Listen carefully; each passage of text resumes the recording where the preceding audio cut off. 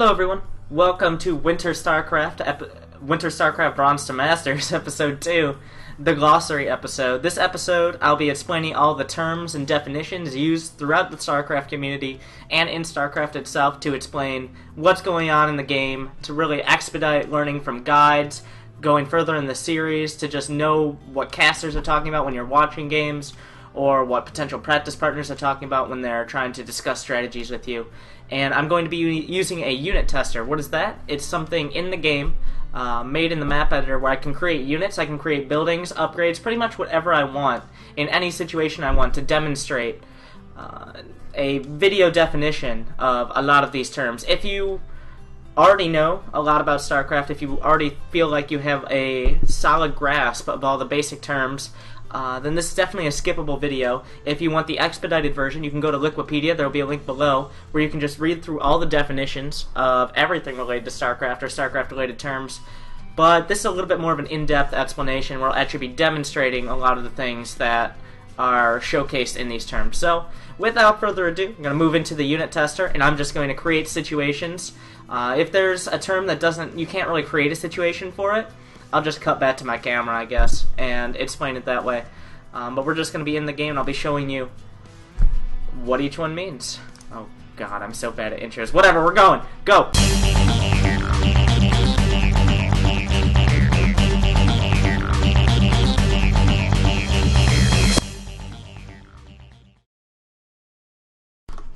Alright, welcome everyone to the unit tester, which I'll be using to explain all the terms throughout this video. This is where I can create units in order to, you see here I can choose from any race, any upgrade. You can just switch out, choose any upgrade, and choose any unit that I may choose. I can control both sides here. I'm only going to be controlling one for most of these situations, and also I can change the terrain to what I want it to be.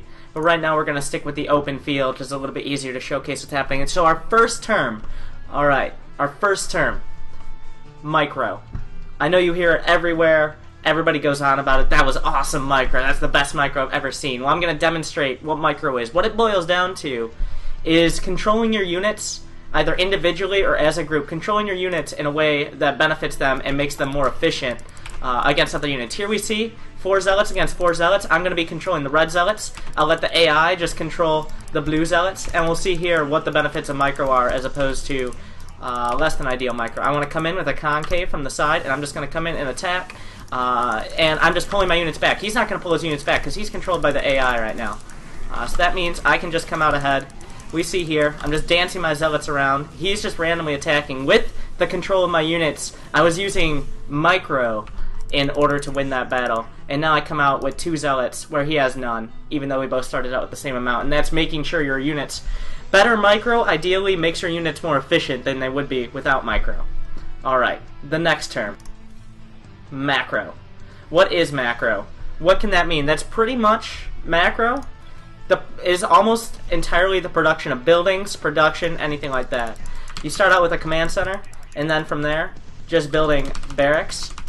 Building barracks on time, as well as building engineering bays for upgrades, or getting another expansion, say there's more mineral patches over here. This is all macro. Anything that increases your production, your potential army, or your economy, it increases the potential of your army, while micro maximize the effectiveness of the army that you have. It's creating units on time, creating a bunch of barracks, making sure you're always making SCVs and rallying them, anything like that. Always getting your upgrades on time. And that's really what you're looking for when we're talking about macro here. Anything that isn't individually controlling your units, but instead increasing your infrastructure and giving you the ability to have a larger standing army later in the game. Alright, moving on. What is an expansion? Alright, let's take a look here. The natural. This is usually, well, let's pretend right here, this is your main base. This is your main base. And of course when you're starting out, I'm going to use command centers for most of this because most players are familiar with the Terran race starting out. But that is your main base right there. You just make SCVs, you're mining from your mineral patches, you're going about your day. But what happens when you want more money? What happens then? Alright, I can't create extra mineral patches. But let's pretend there are minerals and gas over here. Then suddenly you make another expansion. And then you can make more SCVs and mine from these minerals and increase your income that way. And expanding is just simply making more bases to mine from new mineral fields, new resources. And that's what expanding means. It can be like a fast expansion is usually an expansion that's considered a little bit tougher to defend. It's a little bit earlier in the game than you'd expect. Maybe you don't have enough army to defend it. While a late expansion is you're starting to run out of money, or you could have expanded a while ago and you didn't choose to, or you didn't have the resources to, and that's like a late expansion. And then there's other terms that go with expansions. For example, your natural expansion. Your natural expansion is the expansion pretty much on every map. It doesn't matter what map you're looking at.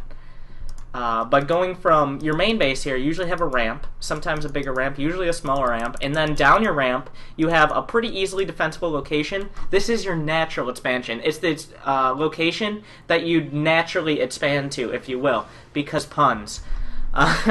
But it's the expansion that you're going to take first in 99% of cases if you're looking to increase your economy, no matter what race you are. Past that, 3rd, 4th, 5th bases, those are usually considered the expansions past the natural expansion. Your 3rd base is just at usually the 3rd base is a little bit less easily defensible than the natural, and then the 4th and the 5th bases are usually a little bit more out on the map. If you can imagine, what's a map in the map pool right now? Derelict Watcher, if you've ever played on the ladder. Your first 3 bases are pretty easy to get a hold of. But once you get to 4th and 5th bases, they're a little bit harder. So that's why when someone goes to a 4th or 5th base, the game has either gone on a long while, or they're getting a little bit greedy, or they think they have the army to move out and spread out to defend it. Generally, the more expansions you have, the less defensible each of your expansions is, because you're spread thinner. And your opponents can exploit that. That's why it's not always a great idea to expand too fast. Alright, moving on. What is cheese? Alright, I think we need a little bit of something here. The choke point. But what is cheese? Cheese, in the most, let's say, basic sense, is a strategy that is intended to take the enemy by surprise. Cheese is a strategy that's difficult to defend if it's not scouted. It can come in later stages of the game, but it comes in different shapes and sizes. This is not to be confused. Most all-ins are also considered cheese, but an all-in is something different entirely. Let's say a cheese is something like a Dark Templar rush, for example. Let's say you're going about your business as a Terran player. You have your barracks and everything, and you're ready to go. You have a few SCVs, a few Marines here, and your base is looking nice. And then suddenly, every Terran player's had this feeling before. There was a Dark Shrine you just didn't see. We have to make pylons, it's Protoss. And you didn't see it. And suddenly, in came 4 Dark Templar into your base. Wait, what did I do? Well, let's just show what happens here if you have units. But yeah, if the Dark Templar go unscouted, and you made the Dark Templar before pretty much making anything else, for example, going Dark Templar as your first tech building, as your first building you make, besides your Gateway and your Cybernetics Core and your Twilight Council, that's considered cheese most of the time, because if it was scouted, very easy to shut down. Later in the game, like 12-13 minutes in the game, Dark Templar usually aren't considered cheese, because you've already made other things before that. But of course, unscouted Dark Templar, you're gonna have a bad time.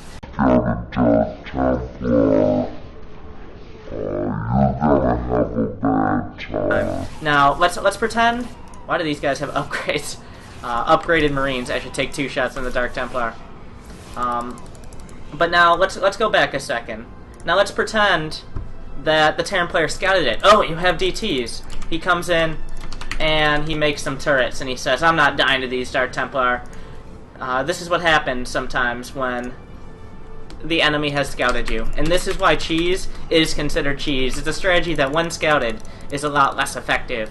So, gonna bring the DTs in here, and then the Marines start firing, and suddenly all the Dark Templar are going to fall.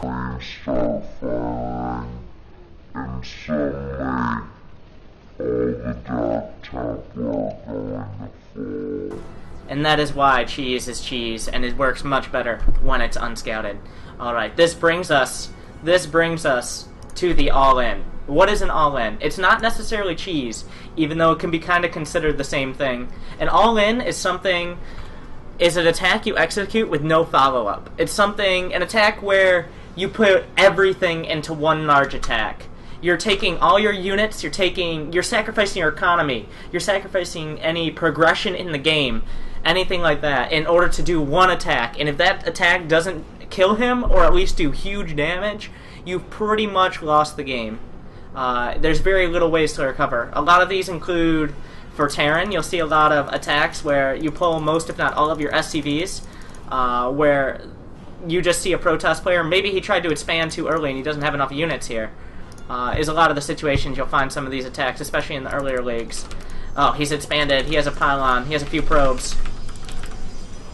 And then the attack comes in, the Terran bio attack. And there are no SCVs back home. I don't care, mules aren't that good. If this attack gets crushed, he's going to be in a bad time. But the SCVs come in, they buffer for the units, and this is why sometimes you pull your SCVs or anything like that. But there's no follow-up. This is an all-in.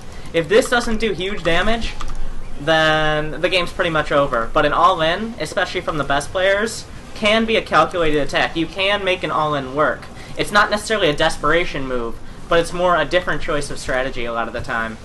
And a lot of the time it can be considered cheese, for example, but not always. Not always is an all-in cheese. For example, a lot of the attacks for, like, before Storm Tech comes out, a lot of the times before a Protoss player transitions out of Colossus and into Storm, is when you see a Terran player pulling 30, 40, 50 SCVs and just going across the map with them and trying to get damage and using them as kind of a buffer for the rest of their army so the Colossus can't do their damage. That's a very common all-in you see a little bit later on. But usually, some of the time, all-ins are forced when maybe you took big damage anyway. Maybe DTs came in, and you know if you go any later into the game, you're just going to fall further and further behind in economy. Instead of trying to catch up, you pull all your SCVs.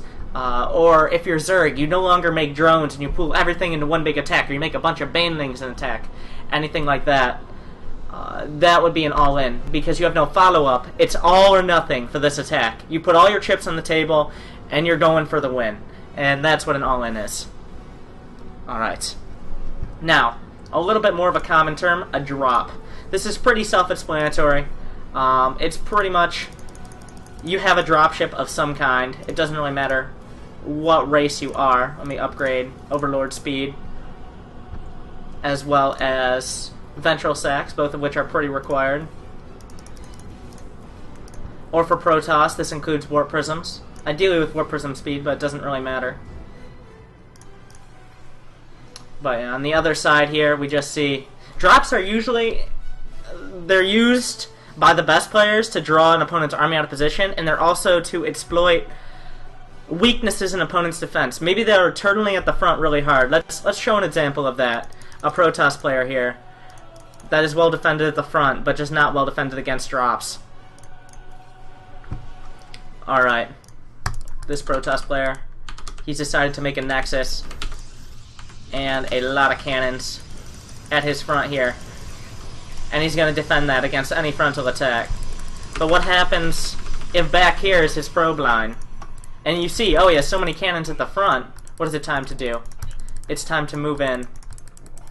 Did I just load up? I think I just loaded.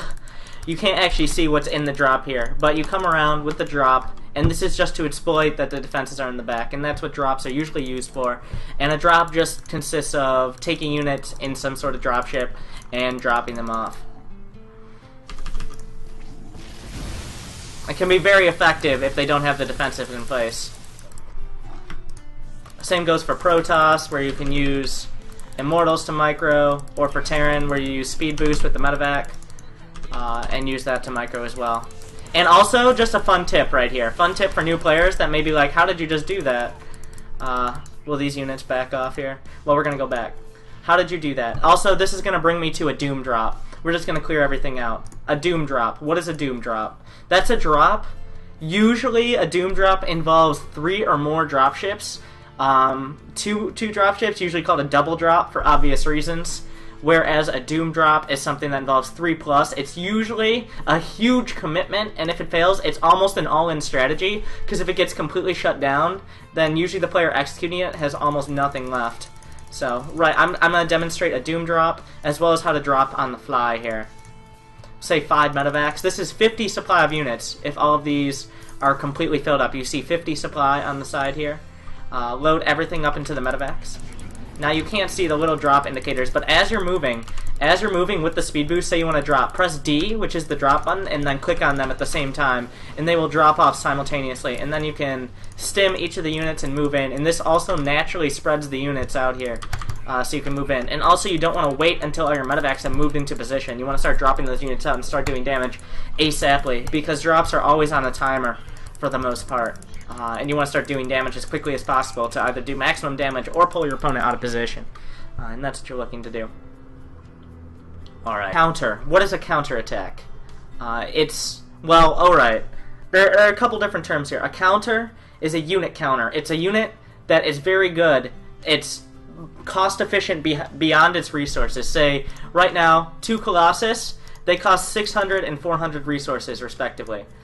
Well, these Marines, let's say these Marines, look, that's 30 supply of Marines.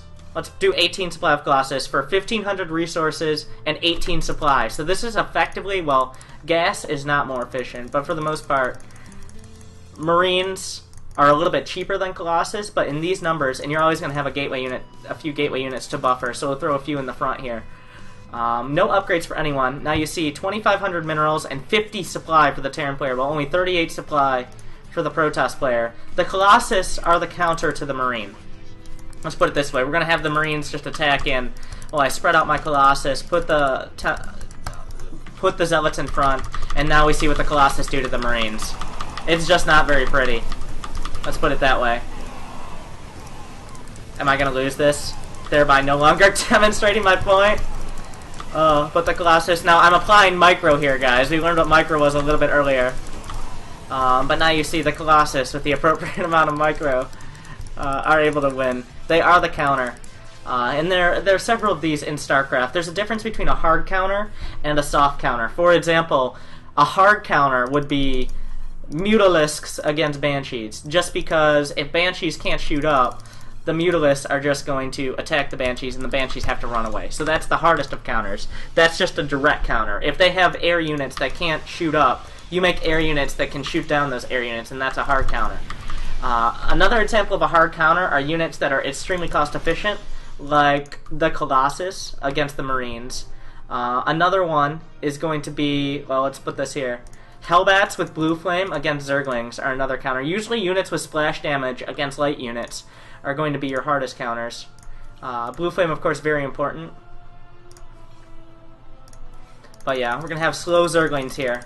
Now you see 700 minerals of Hellbats against 1,000, we'll double it, 1,400 minerals of Zerglings, 1,450. And we'll see how this goes. We're just going to attack move the Lings into the Hellbats here, while I get a nice spread, and the Hellbats just start roasting their way through all of these Zerglings. They might kill a couple Hellbats even. They might even kill 1 or 2.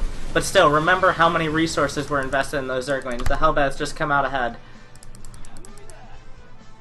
And that is a counter. That is a hard counter. An example of a soft counter.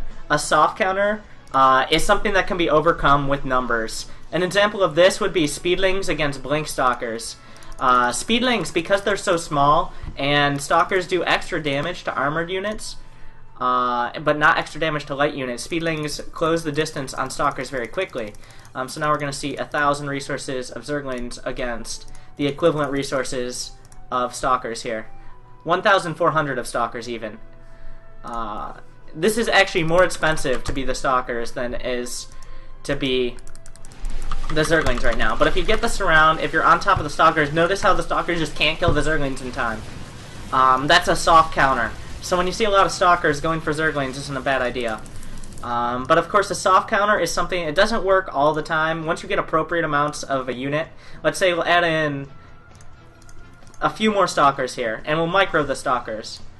And we'll see the soft counter in action. Even though the Zerglings are technically better than the Stalkers, if the Stalkers are an appropriate number, they will be able to beat the Zerglings eventually. I hope I'm demonstrating this and not just losing to the Zerglings. Okay, the Zerglings are a pretty hard counter to the Stalkers. Alright, okay, we'll do a little bit more of an obvious stalkers, and then give them blink. For example, when you have blink, it's a little bit harder to surround these. Okay, that was not... We'll just pretend that didn't happen, guys.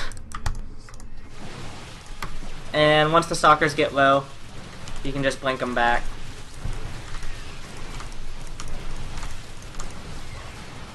And with blink, of course, you don't lose a stalker, especially with those numbers, so... Alright, moving on. What is a base trade? A base trade is a situation... Alright, let's start this up. Just get some units out here, and then get some Zerglings and Banelings. And start it off. Now, we're in an interesting situation here, in that the Zerg player is very close to the Terran player's base, while the Zerg player is away from his base and the Terran player is looking to attack him.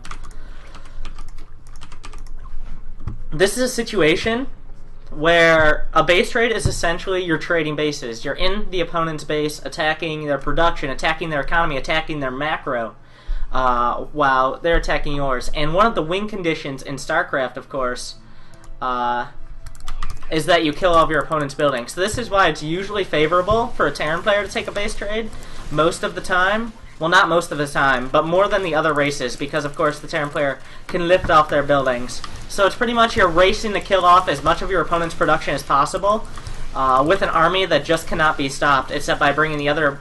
Like, right now, if you bring this army back to defend your base, not only won't you do damage, but your base will already be dead. So that's why the closer you are to your opponent's base, say I'm in my opponent's base and I want a base trade.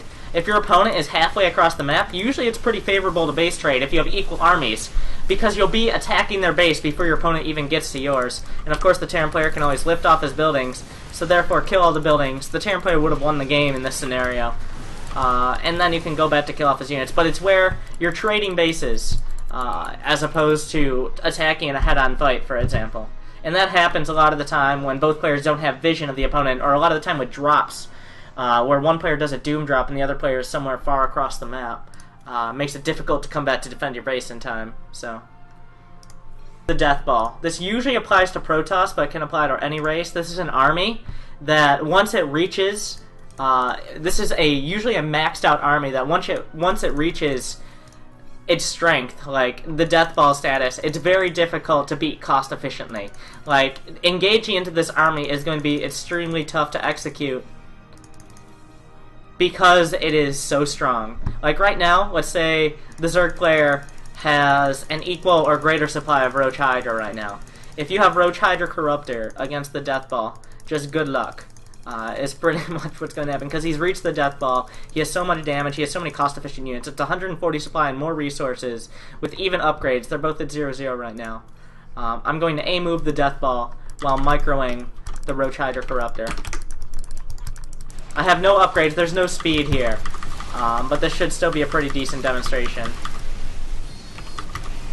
As we see the Death Ball, the Colossi in the back are tanking for the rest of the units.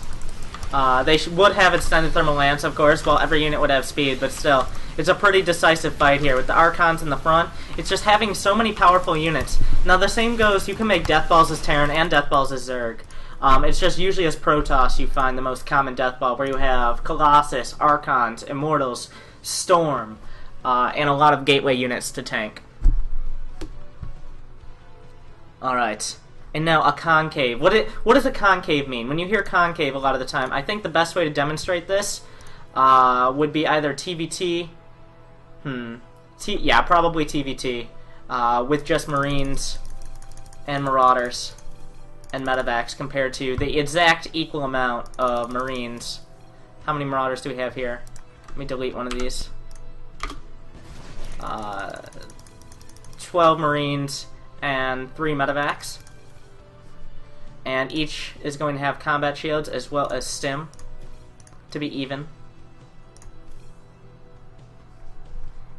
Alright, now these units, I'm just going to stim them to attack in. I'm going to stim these units and get a concave, which means my units are nice and spread out here.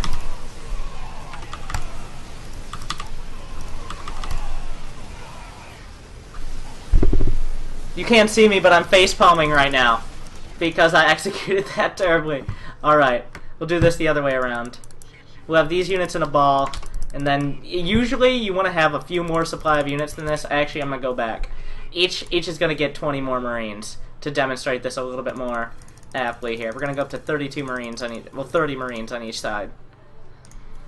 Because in small numbers, it's pretty much who gets the first shots off, as opposed to who gets the concave. But a concave is usually in large army battles. Oh, I failed so hard. Well, I'm going to come in from a bunch of different angles. So I spread out in a nice concave, and he's in the convex. A concave is where you kind of spread out in like a hug fashion. What the hell? Does he have upgrades? Oh my god, okay. Okay. Alright. Alright. Alright, guys. The Red Terran had 1-1 upgrades, which completely turned the tide of that battle. But yeah, that's a concave. Concave is kind of where you're hugging your units. This is taking a lot longer than I expected, so I've kind of gone through most of the things that really need an in-game explanation or can use an in-game explanation. I'm just going to run through the rest of the terms here because this is... My hair is ridiculous. I'll put my headphones on there. I look better with headphones on. But yeah, we'll just run through the rest of the terms real quick.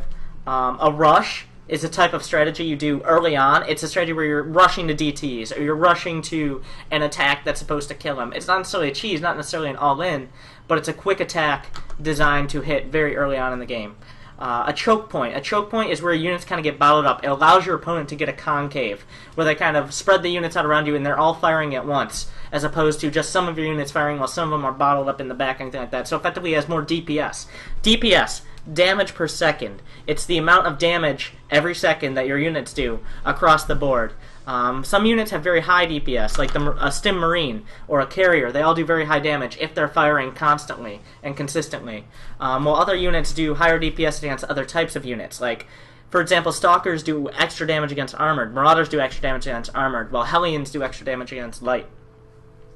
Critical Mass. This is a unit composition that reaches the point where it's very difficult to deal with. It's not necessarily a death ball, but it's a critical mass of units that you can move out, or you can do a specific attack, or it accomplishes a certain objective once you've reached that mass of units. APM. APM is something here, it's actions per minute. It's how many actions in-game they're executing.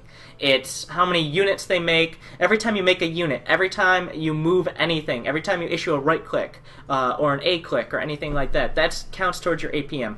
EAPM is effective APM. It's how much of your APM is actually efficient. It's actually useful. It can actually contribute to your army. And that's what that means. A fasted span. I've already gone over that. Forge fasted span. And a fasted span executed by Protoss using a forge and a wall-in, usually against Zerg, making cannons at the front because Zerg just has no units that can get past that wall in an efficient manner early on. And that's what allows them to expand so early against Zerg players. Harass. It's sending units... it's either working at your opponent's economy. It's, for example, sending a drop in the back or sending a few Zerglings to run by. That's harass because it either pulls your opponent out of position, it does damage, or it sets them behind. Whether it's killing a few tech buildings like a robo or possibly some reactors, or killing 5 to 10 workers off, or at least drawing their army out of position, it's harassing them, it's annoying them, it's setting them behind.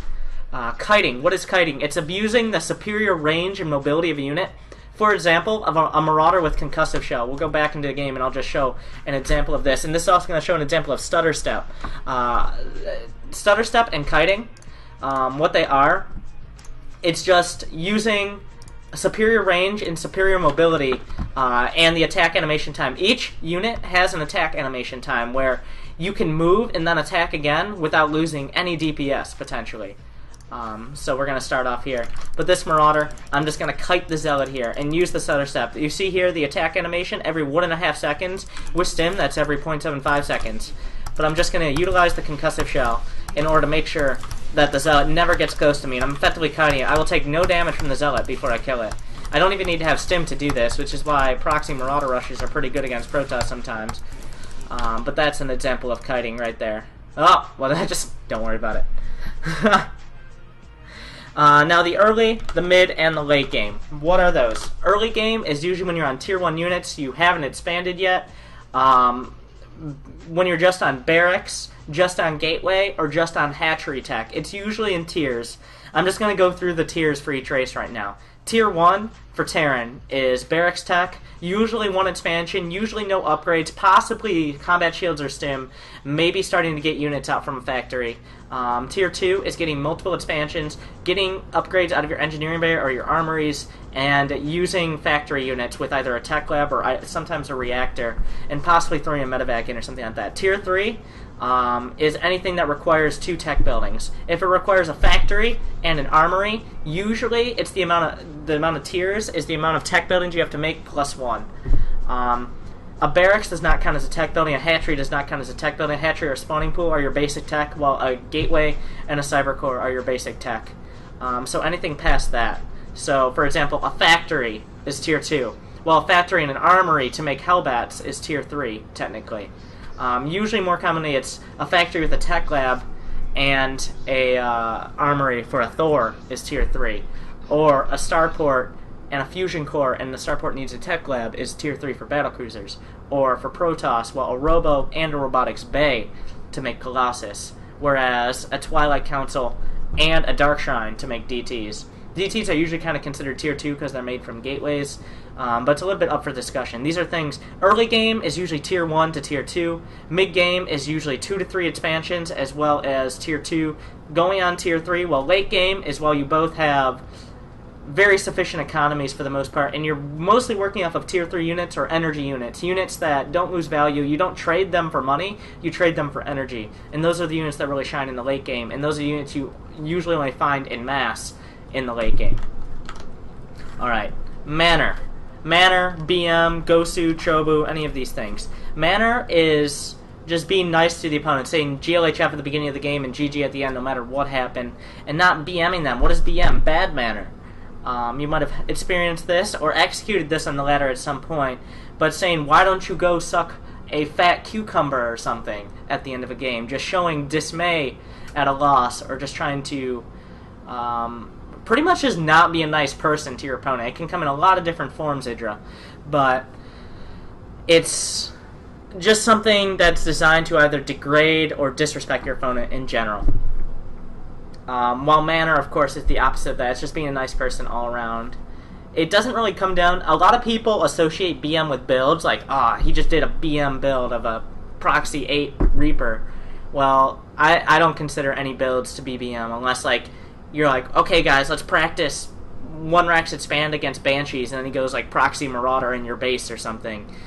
Well, that's pretty BM, because you said he was a practice game, but on the ladder and competitive games, certain builds aren't really BM, because winning games is the priority over anything, of course. Alright, a proxy. That is pretty much making a building outside of your base with the ideal to either hide it, reduce the travel time, or both. For example, you can make a Twilight Council and a Dark Shrine outside of your base. You proxy it, so that way it's a lot less likely to be scouted by your opponent.